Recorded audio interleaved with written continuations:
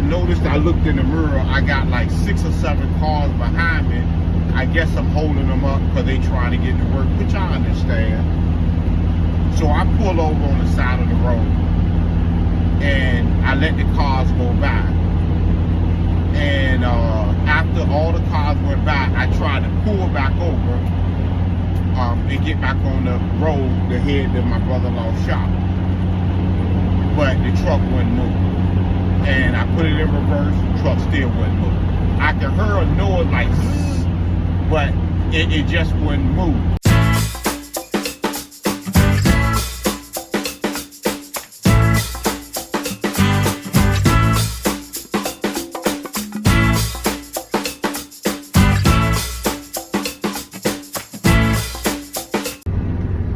How everybody doing this morning? Man, almost ran that stop sign. Anyway, how everybody doing this morning? I know y'all haven't heard from me in a few days, but I had a lot going on. I'm talking about a lot. So let me tell you all what's been going on since last. It all started last Friday. So last Friday, Thursday night, I thought to myself, I had my whole Friday planned out. I was gonna go to one job, finish that job off, go to the next job, finish that job off, and go to another job. That's what I had planned in my head. So I left the house early in the morning. I got in the truck, warmed the truck up for about 30 minutes like I usually do, got in the truck and pulled off, and I heard some squeaky noise. And it made a noise like if you're familiar with your brakes are gone, and when you step on your brakes, it sounds like metal to metal. It was making that noise, but I didn't have my feet on the brake. All I was doing was driving, and it was making that noise. I was like, well, maybe it's cold, and maybe once it warm up, the noise will go away. So I'm driving down the highway, probably like 5 miles. I'm not driving that fast, but I'm on the interstate, and I probably get up to about, I'll say about 50. I won't go no more than about 50, because I was taking my time because I didn't know what the noise was. And all of a sudden, I heard a loud sound in the back. Boom! Like something fell. So I pulled over on the highway. I opened the back door up. I said, is something inside the back of this truck that I forgot that fell? Nope. The truck was empty. It wasn't nothing on the back. So I looked on the bottom. I went around the truck and see that something fall off or a tire exploded or something. But I didn't see anything. So I said, man, that's funny. So I jumped back in the truck, drove off, still taking my time, got to the job, loaded up, and got in the truck, and the noise was getting louder. So I called my brother-in-law BJ, and I said, BJ, I told him everything what the truck was doing, and he said, did you see anything hanging down? I said, no, and I said, I already checked all that. I said, what I'm gonna do is I'm gonna head to your shop. And he said, okay. So I'm taking my time. The traffic is backed up, which is a good thing, because now I can drive about 35 miles an hour because the traffic is not going that fast. And I get off the interstate and I say, I'm gonna go ahead and take the back roads there. So I'm taking the back roads there, and I noticed, I looked in the mirror, I got like 6 or 7 cars behind me. I guess I'm holding them up because they trying to get to work, which I understand.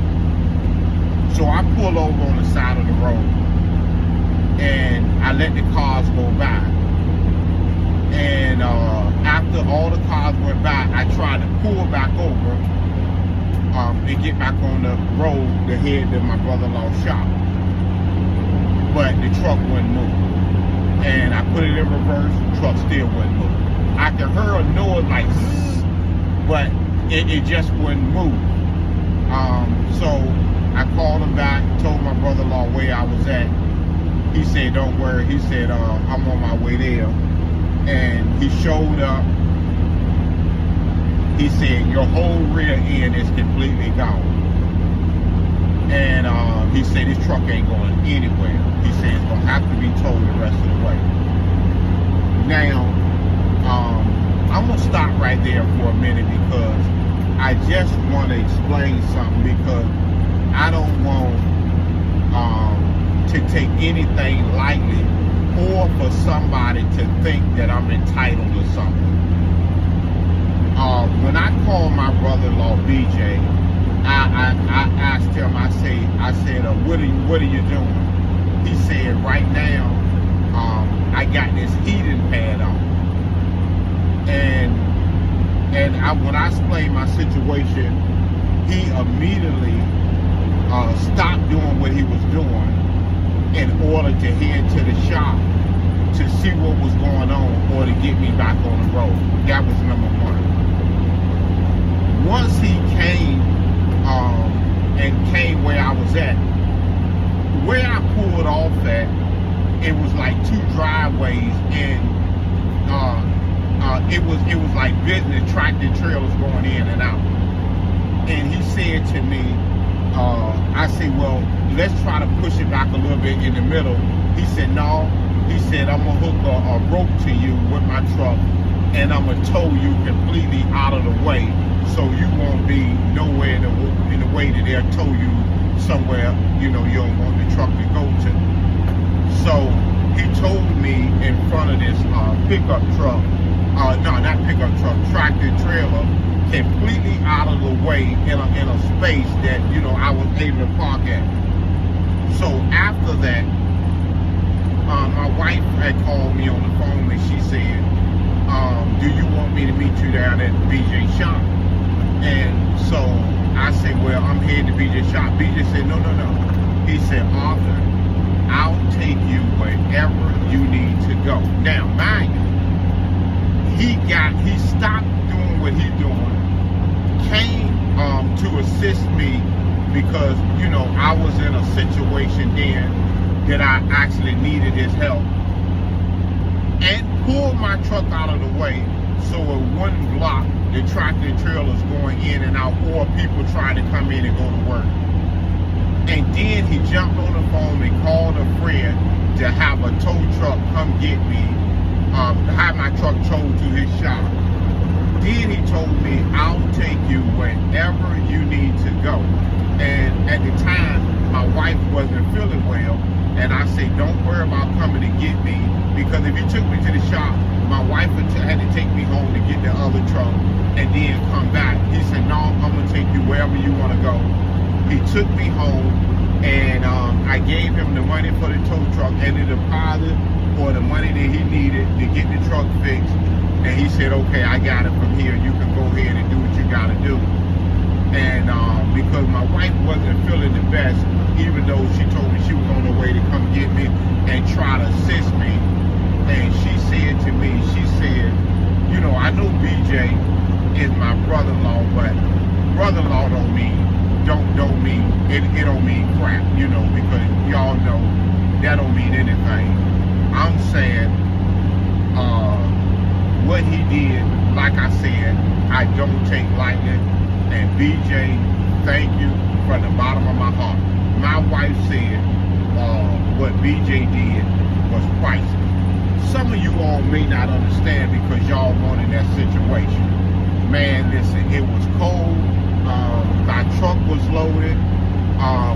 He took me home to get the other truck, came back, and I unloaded the stuff off the truck and went back to work as if nothing never happened. You know, and my wife always tell me that her father said, everybody sometime needs somebody. Say, and you never know the person, because I heard my mother-in-law say this, you never know the person that's going to be there for you.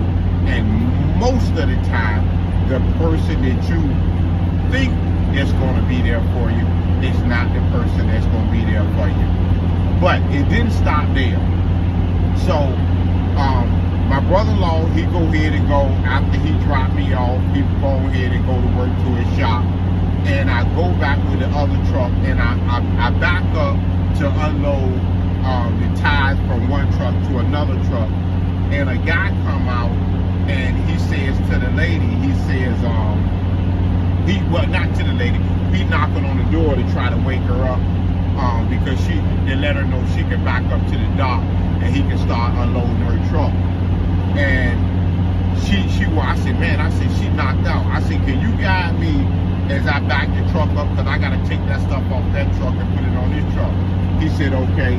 So he's guiding me back. I jump on the truck. He said, you good? I jump on the truck, and I'm taking the tires from this truck, throwing them over here. And once I throw about 4 or 5, I jump on this truck and I stack it up out of the way.